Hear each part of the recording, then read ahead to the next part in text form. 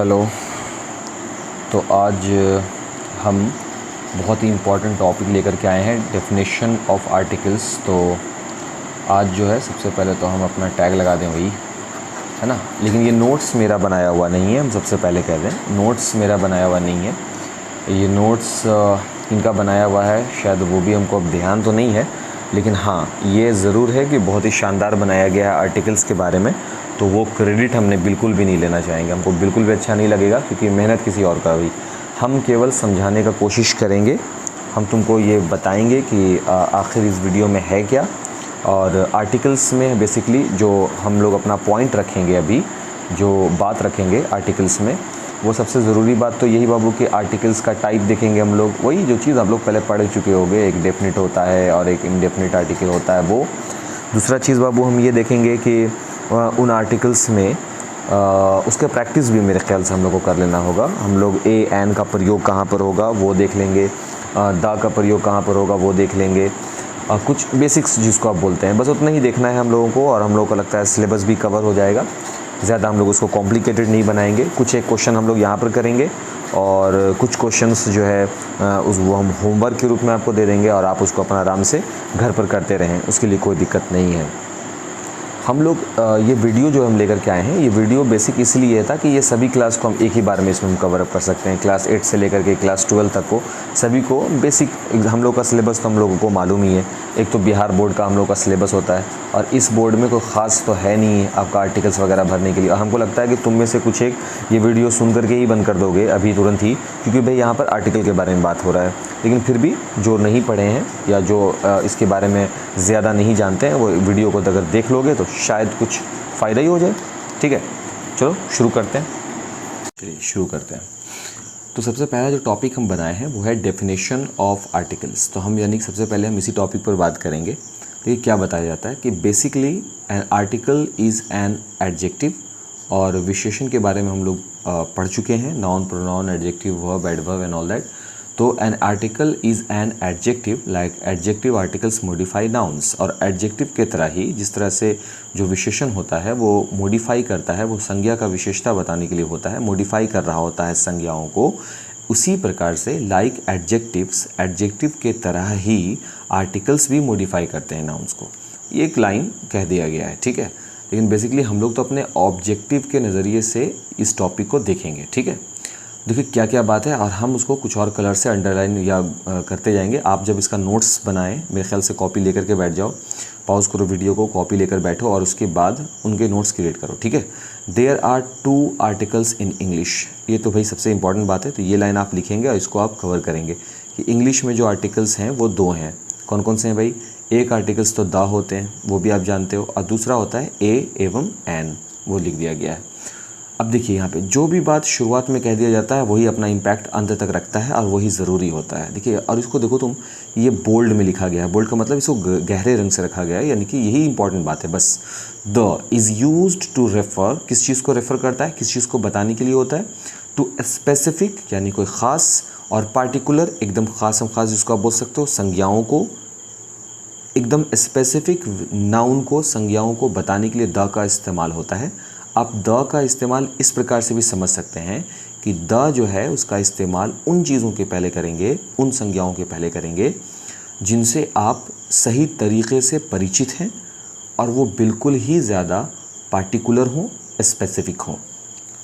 जबकि ए और एन, देखिए यहाँ पर जिक्र है, ए और एन इज़ यूज्ड टू, प्रयोग होता रहा इनका, किस लिए?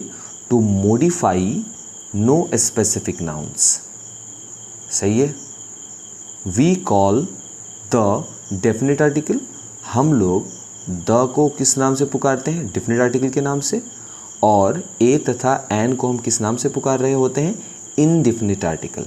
एक बात तो बाबू यही क्लियर हो गया कि ज़रूर आर्टिकल जो वैसे हम आगे क्लियर किए हैं, बट फिर भी यहाँ भी हम बता देते हैं कि आर्टिकल को 2 कैटेगरी में डिवाइड कर दिया गया है। एक कैटेगरी है THE, द का, जिसको किस नाम से पुकारा जा रहा है? Definite article. तो द को कह दिया गया है डेफिनेट आर्टिकल। और दूसरा है ए एवं एन, तो ए या फिर एन, और इसको कौन सा बोला दिया गया? इनडेफिनेट आर्टिकल, INDEFINITE दी इंडेफिनिट आर्टिकल। क्लियर है बात?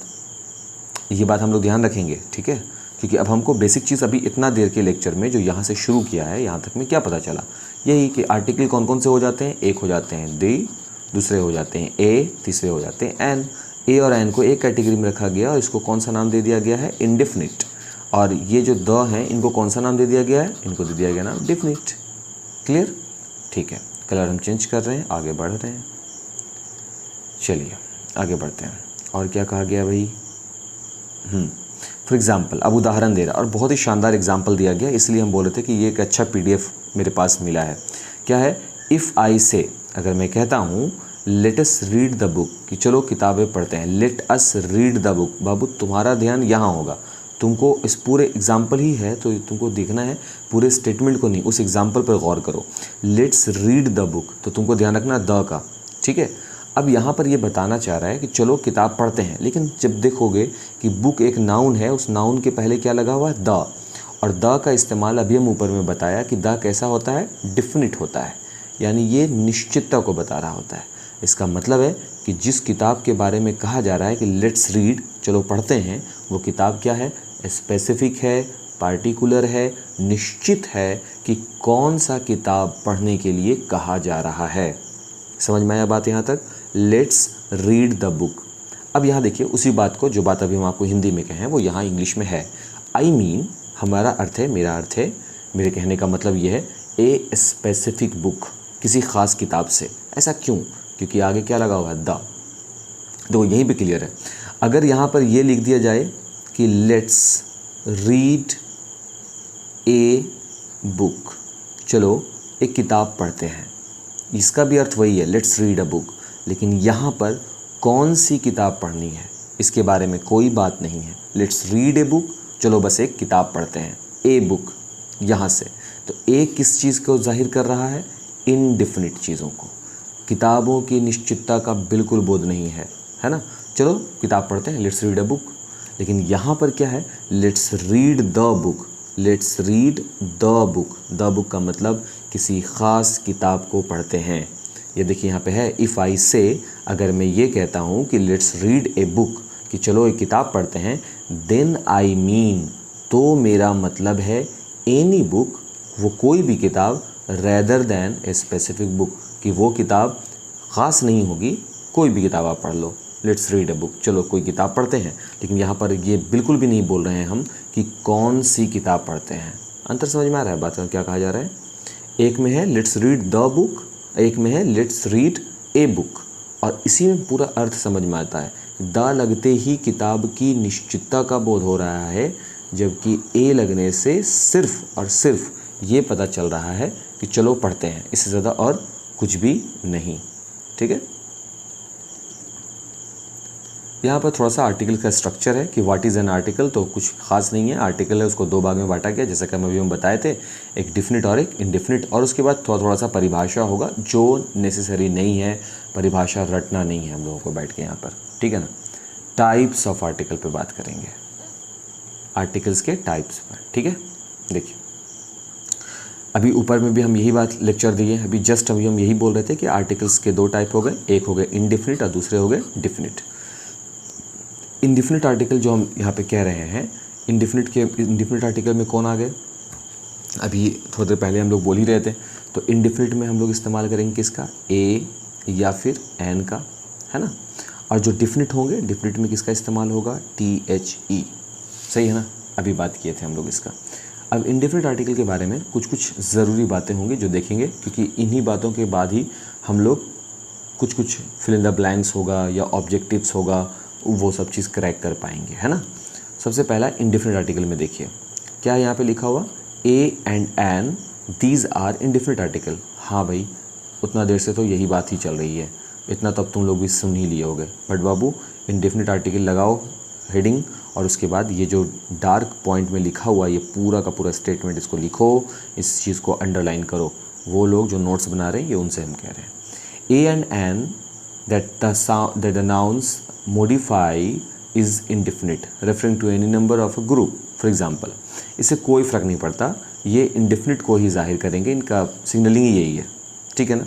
जैसे अब देखो कैसे इसमें पता चलेगा, मतलब यहाँ पर और भी ज़्यादा एग्जाम्पल्स दिए जाएंगे और एग्जाम्पल के द्वारा तुमको समझाया जाएगा, वही बात समझाया जाएगा जो हो सकता है कि तुम जो होगे ऊपर में जब हम आपको एग्जाम्पल दे रहे थे तो वहीं पर तुमको हो सकता है कि ए और एन का कॉन्सेप्ट समझ में आ गया हो और द का कॉन्सेप्ट समझ में आ गया हो, बट एग्जाम्पल्स और हैं तो यहाँ पर और एग्जाम्पल से इस बात को क्लियर किया जाएगा। जैसे my daughter really wants a dog for Christmas, ठीक है। तो यहाँ पर जो लाइन है माई डॉटर, इसका मतलब है मेरी बेटी, रियली वांट्स सच में चाहती है, ए डॉग एक कुत्ते को फॉर ए क्रिसमस के लिए, ठीक है। यहाँ पर जो हम बोले ना कि पूरे स्टेटमेंट पे गौर मत करना, अपने आर्टिकल को ढूंढो, ये है तुम्हारा आर्टिकल। तो यहाँ पर ये जो एग्जाम्पल दिया गया ये क्या जाहिर कर रहा है, यहाँ पर जो डॉटर है, डॉटर यानी बेटी, वो रियली वांट सच में चाहती है, बट वो किसी ख़ास ब्रीड के, किसी ख़ास नस्ल के डॉग के बारे में बात नहीं हो रहा है। यहाँ पर वो बस एक ए डॉग है लिखा हुआ, यानी एक कुत्ते को चाहती है ना क्रिसमस के लिए। तो यहाँ पर किसी ख़ास डॉग का जिक्र नहीं हो रहा, तो इसलिए यहाँ पर देखो क्या लिखा गया है कि दिस रेफर्स का मतलब ये जो लिखा गया लाइन, ये line refers to any dog, किसी भी कुत्ते के बारे में बात होगा, क्योंकि ए लगते ही वो किस बात की ओर इशारा कर दिया है, इनडेफिनिट की स्थिति को। डेफिनिट का मतलब होता है सुनिश्चित होना, इनडेफिनिट का मतलब सुनिश्चित नहीं है। तो यहाँ पर निश्चितता का बोध नहीं है, ए डॉग का मतलब कोई सा भी हो सकता है। This refers to any dog, we don't know which dog, हमें नहीं मालूम कौन सा कुत्ता, क्योंकि we haven't found the dog yet, क्योंकि अभी तक मुझे कुत्ता पता ही नहीं चला कि कौन सा कुत्ता, सही है ना। जैसे ही द लग जाता, जैसे यहाँ पर THE आर्टिकल का इस्तेमाल होता, ये अपने आप ही ये स्टेटमेंट बताने लग जाता कि ज़रूर my daughter really wants the dog for Christmas. The dog यानी कोई ख़ास किस्म का है जिसके बारे में बात हो रही है। This refers to any dog, we don't know which dog because we haven't found the dog yet, कि मैंने अभी तक उसे ढूंढा ही नहीं, ठीक है ना, मुझे पाया ही नहीं, मैंने पाया ही नहीं। दूसरे वाला जो एग्जाम्पल है वो द के साथ करेगा। When I was at the zoo, जब मैं चिड़ियाघर में था, तो यहाँ पर देखो जू के आगे क्या लगा दिए वो द, इसका मतलब होंगे चिड़ियाघर, लेकिन अब यहाँ बात सिर्फ स्पेसिफिकली ही होगी, यानी बोलने वाला ये जान रहा है कि वो कहाँ है, और जिससे वो कह रहा है वो व्यक्ति भी इस बात से बिल्कुल ही आश्वस्त है कि किस ज़ू के बारे में बात हो रहा है। हालांकि स्टेटमेंट में कहीं पर भी तुम देखो ज़ू का जिक्र नहीं है कि कौन सा ज़ू है, लेकिन when I was at the zoo, इसका मतलब ही हो गया कि बोलने वाला और श्रोता, सुनने वाला, दोनों का दोनों ही इस बात से आश्वस्त है कि किस ज़ू के बारे में बात हो रहा है। आई सॉ एन एलिफेंट, मैंने एक हाथी को देखा। तो क्योंकि मैंने एक हाथी को देखा, एन एलिफेंट, तो यहाँ पर ये नहीं है कि सर यहाँ भी तो एन लगा हुआ है तो ये भी तो निश्चितता है, नहीं, बिल्कुल रहे होंगे, वहाँ पर कुछ हाथी रहे होंगे, लेकिन हम जिसके बारे में बात कर रहे हैं वो कोई ख़ास ही रहा होगा, क्योंकि हम जिस ज़ू में गए थे वो ज़ू भी ख़ास जिक्र किया जा रहा है। इसका मतलब है कि यहाँ पर बात स्पेसिफिकली हो रही है, ज़रूरी नहीं है कि इसके आगे भी दा लगे। There are probably several elephants, ये मुमकिन है, प्रोबेबली हो सकता है, ये मुमकिन है कि several elephants at the zoo में होंगे, but there is only one, लेकिन वहाँ वो एक ही था, we are talking about here, जिसके बारे में हम यहाँ बात कर रहे हैं। तो यहाँ पे फुल स्टॉप नहीं था, यहाँ पे कॉमा दिया हुआ है, हम इसको मिटा कर दिखाना चाहेंगे। यहाँ पर देखो, यहाँ पे है ना कॉमा का सिंबल है। ये बता क्या रहे हैं, ये बता रहे हैं, एक मिनट, ये क्या बता रहे हैं, ये बता रहे हैं, अरे यार कलर वलर वाला सिस्टम जो होता है ना, हाँ, ये क्या बता रहे हैं, ये बताना चाह रहे हैं कि ज़ू जो है वो स्पेसिफिक है। अगर स्पेसिफिक शब्द आ चुका है तो कॉमा के साथ ही उसी लाइन में जुड़ा हुआ आई सॉ एन एलिफेंट, तो आप अचानक से हाथी का जिक्र कर रहे हैं, और वो ख़ास करके किस लिए कि उस ख़ास ज़ू में जब आप गए थे तब जिक्र कर रहे हैं। इसका मतलब है कि आप उस ख़ास, बहुत सारे एलिफेंट रहे होंगे ज़ू में, लेकिन आप उस ख़ास हाथी का जिक्र कर रहे हैं। कई बार क्या होता है कि एलिफेंट देखते हैं आप, उसके आगे ये एन लगा हुआ देखते हैं, तो आपको लगता है कि अच्छा ठीक है, यहाँ भी किसी रैंडम एलिफेंट का जिक्र हो रहा है, बट तुमको बोले ना पूरे के पूरे स्टेटमेंट को देखना होगा। क्या कह रहा है, when I was at the zoo, जब मैं उस ख़ास ज़ू में था। ये बात ख़ास आपको बोलने की ज़रूरत भी नहीं है, आप दा लगा दिए, बात ख़त्म हो गया। आई सॉ एन एलिफेंट, तो मैंने एक हाथी को देखा। There are probably several elephants at the zoo but there is only one we are talking about. तो वहाँ पर वो एक ख़ास था जिसके बारे में हम बिल्कुल उस टॉपिक को यहाँ पर डिस्कस नहीं करेंगे, है ना। अब चलिए, अब हो गया इंडिफिनिट, अब आते हैं थोड़ा डिफिनिट पर। द क्या हो गया बाबू, निश्चितता, निश्चित, है ना।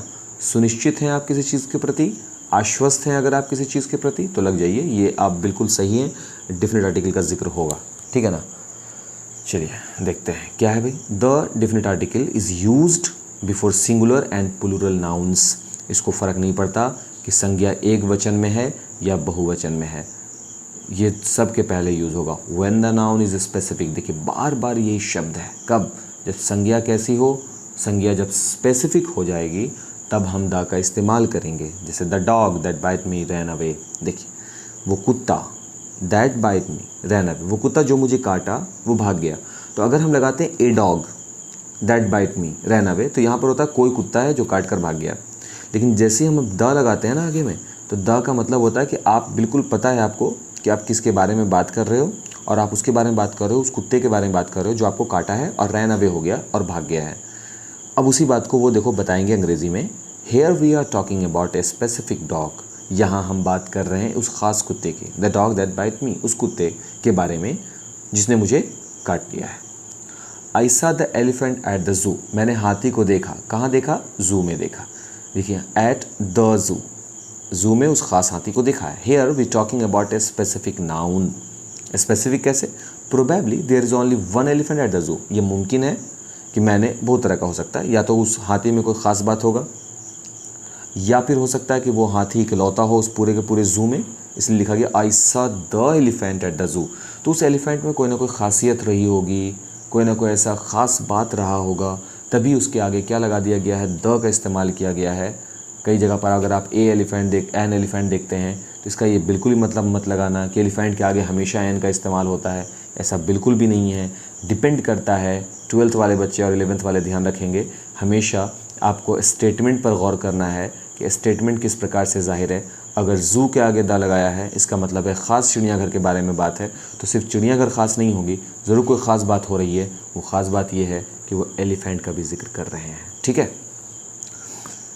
ठीक है। और भी कुछ है, हाँ, और the can be used with non countable nouns, और वैसे संज्ञाओं के पहले भी यूज़ हो सकता है जो काउंटेबल नहीं है।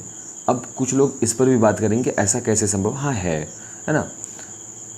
जैसे कि अगर मेरे पास एक गिलास पानी है तो हम और वो पानी गंदा है, तो हम एक एग्जांपल ले सकते हैं ना कि द वाटर इज़ कंटेमिनेटेड,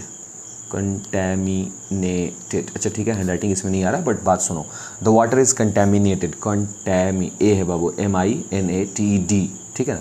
तो वाटर इज़ कंटेमिनेटेड, तो कंटेमिनेट या फिर कॉन्टेजियस ऐसा बोल सकते हैं ना, कंटेमिनेटेड। तो इसका मतलब ये हुआ बाबू कि पानी जो है वो दूषित है, तो वाटर इज़ कंटेमिनेटेड। अगर हम दा नहीं लिखें, पहले हम यहाँ से हम दा को पहले मिटाएं, अगर हम दा ना लिख दें, यहाँ पर दा को हटा ही दें, तो ये बता रहा है वाटर इज़ कंटेमिनेटेड, यानी पानी जो है वो दूषित है ना। इसका मतलब है कि टंकी का कहीं पे पानी होगा, या नाली का पानी है, या सप्लाई का पानी आ रहा है, वो वाटर कंटेमिनेटेड है, वो ख़राब है, वो दूषित है, वो पेय योग्य नहीं है। लेकिन जैसे ही तुम यहाँ पर दा लगाओगे, ठीक है, अब दा लगाने का क्या अर्थ होगा, दा लगाए तो पहले तो हो सकता है कि अगर आप सही से नहीं देखे हैं, नहीं पढ़े हैं, तो आपको लगेगा कि वाटर जो है वो तो अनकाउंटेबल है ना, काउंट नहीं किया जाता, तो इसके आगे आप द का इस्तेमाल नहीं कर सकते, ऐसे बोला जाएगा। बट ऐसा नहीं है। अगर आप चीज़ों को लेकर के आश्वस्त हैं, स्पेसिफिक हैं, पार्टिकुलर है, तो उसके आगे आप द का इस्तेमाल कर सकते हैं। और इस वाटर के लिए आप आसानी से द का इस्तेमाल करेंगे, क्योंकि हो सकता है कि आप जिस वाटर के कंटेमिनेशन के बारे में बात कर रहे हो वो वाटर आपके हाथ में है, एक गिलास पानी मुमकिन है, और आप इस वाटर के बारे में बात कर रहे हैं, एक हाथ में गिलास लिए, बोल रहे हैं द वाटर इज़ कंटेमिनेटेड, पानी जो है वो कंटेमिनेट हो सकता है ना। हाँ, इसलिए कहा जा रहा है कि द का यूज़ आप एकदम आँख मूंद कर करें, है ना। बस एक बात का श्योरिटी ले लो, अब वो ये कि बिल्कुल ही स्पेसिफिक हो, ख़ास होनी चाहिए, बस इतना सा बात ध्यान रखोगे और ये बनता चला जाएगा, कोई ख़ास नहीं कि परेशान करेगा, नहीं, बिल्कुल भी नहीं। ए और an can be used only with countable nouns, जबकि ए और एन का यूज़ जो है वो उसका उपयोग हो सकता है ओनली, केवल, किसके साथ, काउंटेबल नाउन्स के साथ, इसके अलावा नहीं। देखो यहाँ पर बॉटल ऑफ वाटर है ना, तो ये जो बॉटल ऑफ वाटर लिखा गया है ये पानी का जिक्र नहीं है, ये पानी की बोतल का जिक्र है, इसलिए यहाँ पे लगाया गया I need a bottle of water. I need the bottle of water मत कर लेना, समझ गए ना, हाँ, स्पेसिफिकली इस चीज़ों को समझिएगा, पता चला कि सब अटका के रख दिए। ठीक, कहलाया है डिफिनिट। द का यूज़ हम लोग स्पेसिफिक चीज़ों के लिए करेंगे, है ना, ये भी कहा। और ए और एन का यूज़ हम लोग स्पेसिफिक चीज़ों के लिए नहीं करेंगे, केवल और केवल काउंटेबल नाउन के पहले करेंगे। यही बात हुई थी। अब उसको देखते हुए ये देखो 1 से लेकर के पहले हम यहाँ पर 14 तक क्वेश्चन आपको बता रहे हैं। आप पहले इसको क्वेश्चन दिया हुआ है, आप इसमें आर्टिकल को फिल करें, उसके बाद बात करते हैं। ठीक है।